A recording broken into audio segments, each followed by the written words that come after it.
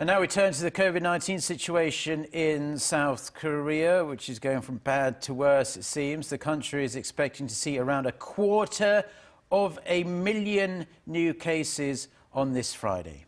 And for more, our reporter Kim Bo-kyoung is in the studio. Good morning, Bo-kyoung. Good morning. Well, let's start with the daily tally, Bo-kyoung. How many are we expecting to see on Friday? Well, we're expecting to see an all-time high number because as of 9 p.m. Thursday, South Korea reported 244,889 new infections. That is around 58,000 more than the same time previous day, which was around 186,000. Just considering the number of cases reported up to 9 p.m., the country had already recorded a record high. South Korea saw the daily tally go over the 200,000 mark for the first time on Wednesday, and after a slight dip on Thursday, it went right back up with a soaring increase in confirmed cases. This all-time high figure is twice more than the number from 2 weeks ago. Among the new cases reported so far, Seoul Metropolitan City saw at least 59,277 new cases, the first time the city surpassed the 50,000 mark. And Gyeonggi-do province, too, is expected to see a fresh high, as it already reported around 76,000. Health authorities originally predicted that we would see more than 230,000 new COVID-19 cases by Election Day, which is on March 9th, yet the figure has been passed with the pace of the spread. Now, despite this surge due to Omicron, the government is considering whether to further ease social distancing guidelines, which have been doing over recent weeks. What kind of options are looking most feasible to officials right now? Well, a social gathering cap of a maximum 6 people and 10 p.m. shutdown orders were set to expire on March 13th. But as you said, the government has been mulling over easing the measures earlier than scheduled.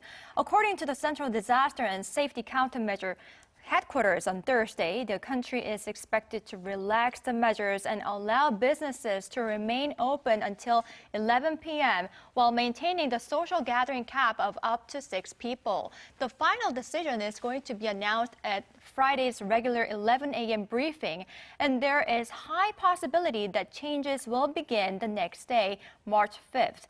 The decision to make changes was made after consultation with business owners, medical experts, and local governments. And it is said the government took into account the damage small business owners had to grapple with. And Bo-kyoung, early voting for the next Korean president, it began just a few hours ago, didn't it? It began at 6 a.m. and it's going to continue until tomorrow, 6 p.m. So what kind of voting protocols are in place for those who are infected with COVID-19?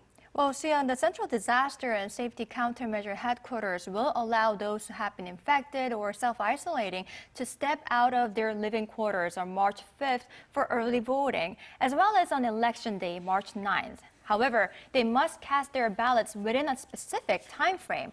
On the 5th, voters may temporarily leave their homes or quarantine sites at 5 p.m. and must arrive at polling stations before 6 p.m. And on the 9th, voters may also leave at 5 p.m. However, voting is only open for them between 6 p.m. and 7:30 p.m. on that day. They should walk, use their own cars, or use quarantine taxis to get to the stations. No other public transportation can be used. Text messages with guidelines will be sent from the government to those subject to special voting from Friday at noon until 4 p.m. on Wednesday. Voters subject to special voting can vote at temporary polling stations after showing their identification card, the official government text message, or confirmation or isolation notice message. Well, this surge really couldn't come at a worse time, considering the election is coming up next week. But we hope that everyone can cast their ballots safely, including those who have COVID-19 and those who aren't infected with it.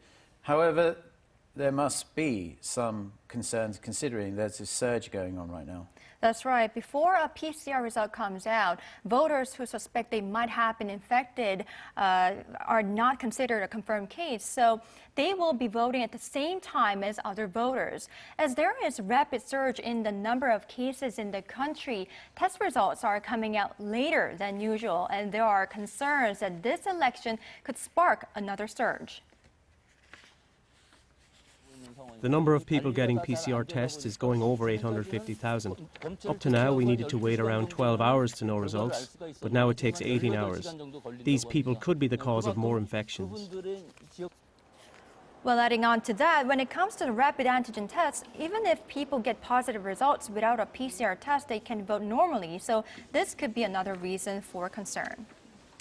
Well, it looks like we're going to have to keep our fingers crossed. Hope everything goes well. And, well, it's lovely having you in the studio today. Bo-kyoung, thanks very much. My pleasure. Thank you.